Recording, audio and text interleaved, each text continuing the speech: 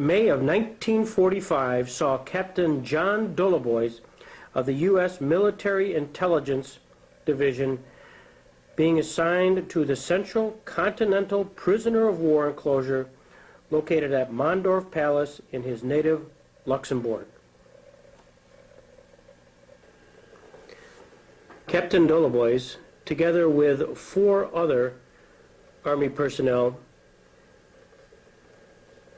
had a mission at the prisoner of war enclosure. Supreme Court Justice Robert Jackson was to serve as the prosecutor for the United States at the four-power International War Crimes Tribunal in Nuremberg. We were charged, says Captain Dolibois, with getting the information he and his staff needed. There was much to learn about the personalities and characteristics of the Nazi leaders. We knew little about the roles many of them played in the conspiracy with which they would be charged. Who gave the orders to execute prisoners of war? Who was responsible for the final solution? What did the people know about concentration camps, slave labor? That was our mission.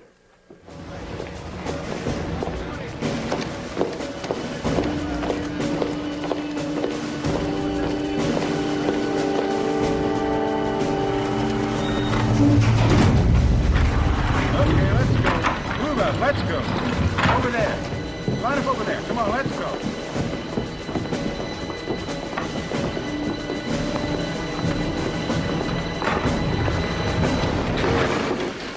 Corporal, new arrivals, identify yourself. Fritz Saucher. Sir. Head of labor conscription. Former head.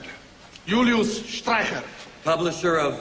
Sir, I can't pronounce it. Der Stürmer. It's fifth. Bankers are all Jews. You think I don't know that? Shut up.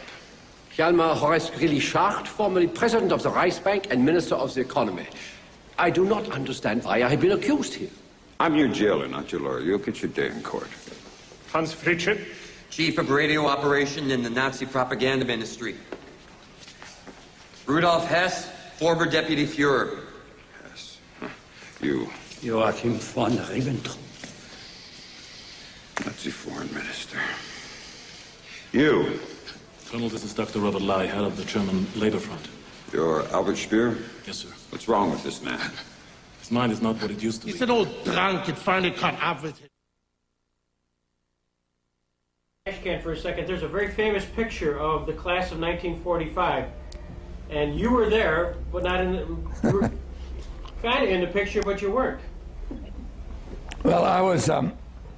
One reason we were able to do our work at Ashcan is that there was no media hounding us, because the media worldwide had no idea where these high-ranking Nazis were.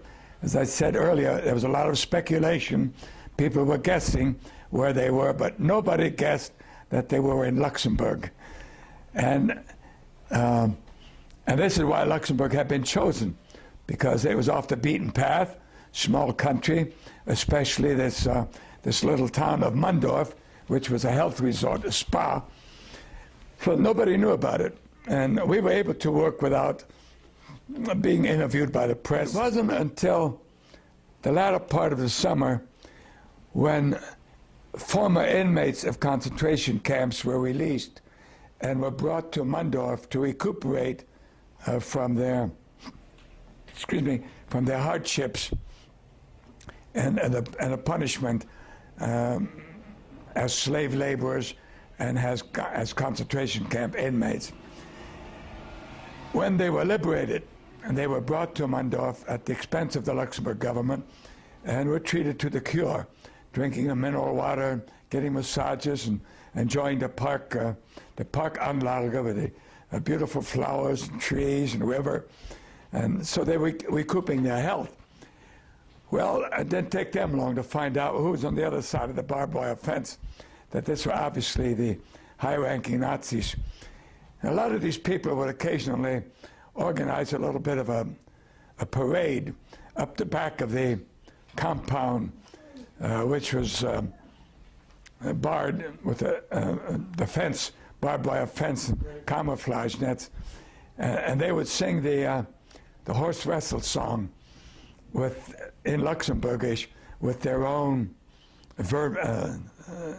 version of the Horst Wessel song, which wasn't like some of it was pretty indecent and obscene.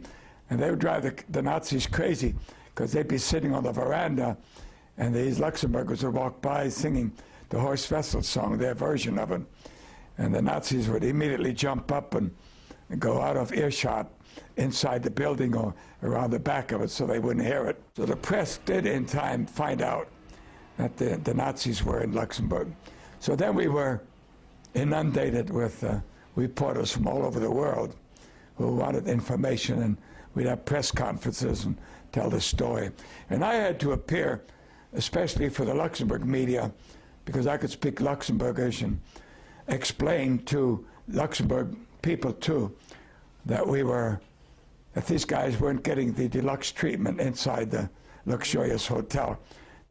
Time magazine was among the media elements, and they sent a photographer, and apparently Colonel Andrews was either partial or he flipped a coin, but he gave them permission to take one picture. None of the press were allowed to take pictures inside. They could only be interview us on the outside. They weren't allowed to come in and interview the prisoners or talk to them or take pictures. But Time magazine was allowed to take one group picture, which then appeared in the, if I remember correctly, November 7, 1945 issue of Time magazine. And they called it, with tongue-in-cheek, the class of 1945. And they took a group picture of the entire bunch that we had. I think at that time there were 56 of them who were still left. Others had been released because they weren't important enough to keep any longer. Well, I was in charge of lining them up for this picture. And I was in the back row to give the photographer the signal when they were ready. And then it occurred to me that if I could just, and it occurred to me much later, that if I had stood up in the back row, my picture would have been, along with the group, I would have been there, right, standing next to Grand Admiral Dönitz, who was in the back row very modestly. And I stood next to him, but I ducked down after I gave the cameraman the signal. And I've regretted it ever since, because if I had just stayed there, my picture would have been along with the class of 1945, and that would have been a lasting. But I was too much of a coward at that time to take a chance of having Colonel Andrews mad at me or something. So, but that issue of Time magazine is still in the archives somewhere.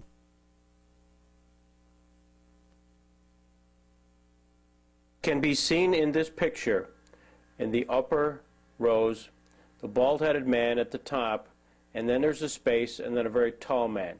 In between there, and hunched down, is Ambassador Dolibois. Thanks so much for this story.